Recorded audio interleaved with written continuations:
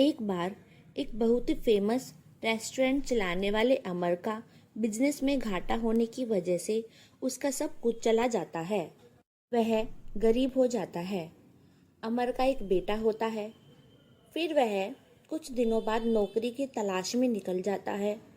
काफ़ी कोशिशों के बाद भी वह नौकरी नहीं कर पाता क्योंकि उसकी हालत देखने में बहुत गरीब थी।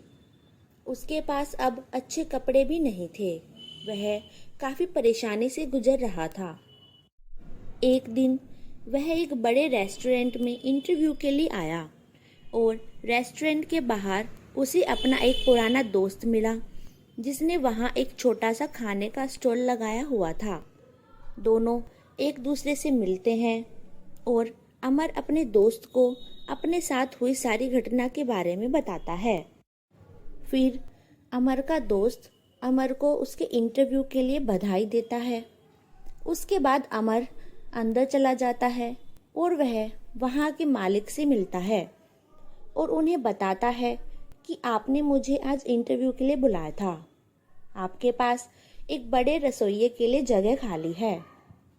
उस स्टोर का मालिक अमर से कहता है कि हाँ बिल्कुल खाली है, लेकिन वह मैंने एक बहुत ही फेमस रेस्टोरेंट चलाने वाले किसी आदमी के लिए रखी है जो आज इस पोस्ट के लिए आने वाला है।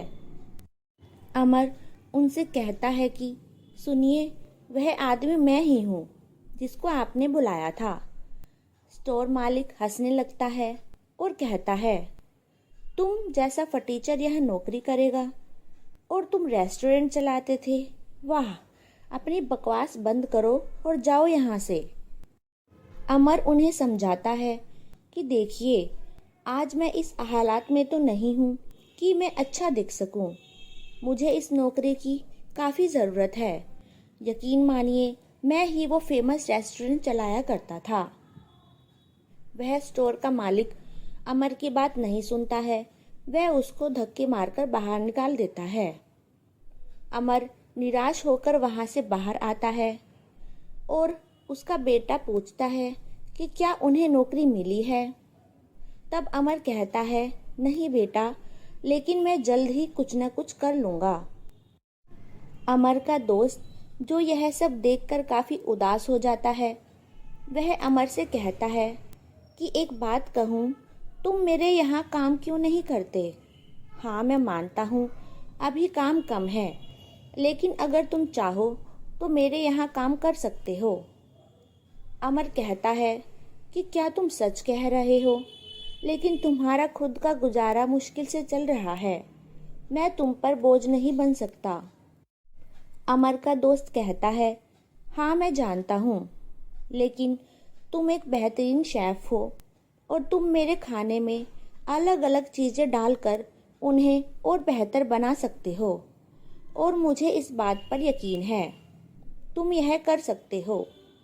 मैं तुम्हें प्रत्येक खाने की बिक्री पर आधा कमीशन भी दूंगा।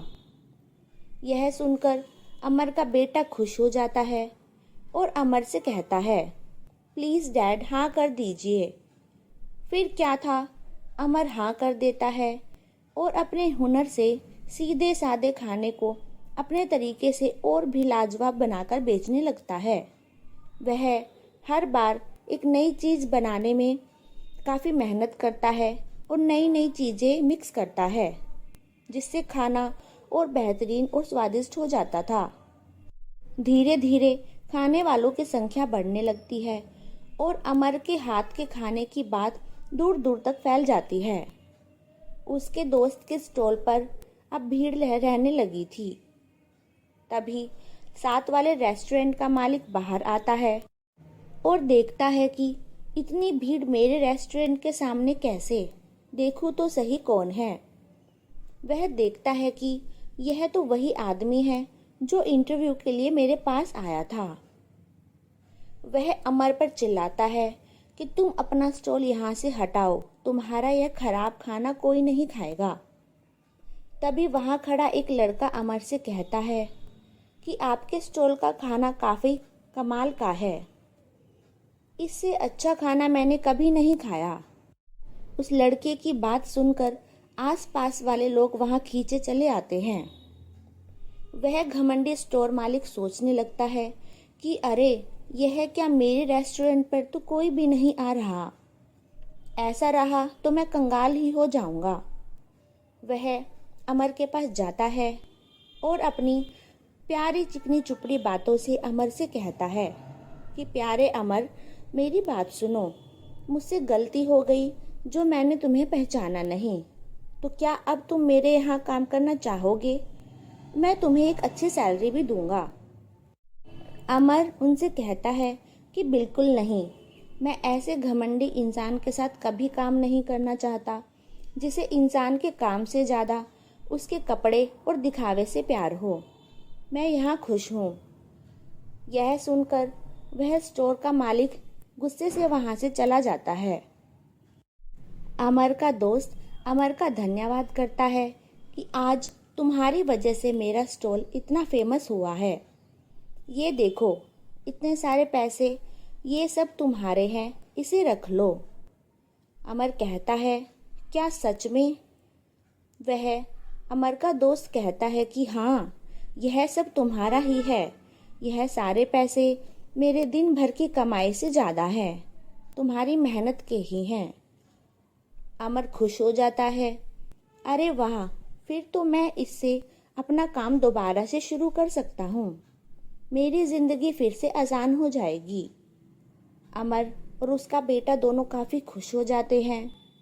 अमर अपने दोस्त का धन्यवाद करता है और वह दोनों वहाँ से चले जाते हैं।